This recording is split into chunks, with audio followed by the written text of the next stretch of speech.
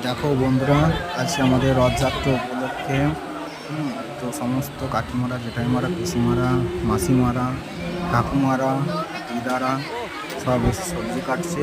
বাবা, এখানে তো পুরো পটল কেটেছে। দেখো কত পটল, গাজর, সব সবজি কাটা চলছে। কারণ রথ উপলক্ষে খাওয়ানোর ব্যবস্থা আছে দুপুরে। প্রায় 15 থেকে 20 হাজার লোক খাবে। এখানে শাক, এখানে শাকের দেখো, এখানেতে কত বাসন কুসন রাখা আছে, ঠিক আছে। আর এদিকে সব, এদিকে বরবটি কাটা চলছে, এদিকে পুরো বরবটি একদম, তারপর বরবটি ঝিঙে, এইখানে সব পটল, এখানে পটল কেটে যাচ্ছে। আর এই দিকটা দিয়ে, এদিকে দিয়ে আলু মনে হয় আগেটাতে। দেখি দেখি দেখি কী আছে। হ্যাঁ, না না না না, হ্যাঁ, এখানটায় আলু, আদা কাটছে, এখানটায় পুরো আদা কাটা হচ্ছে।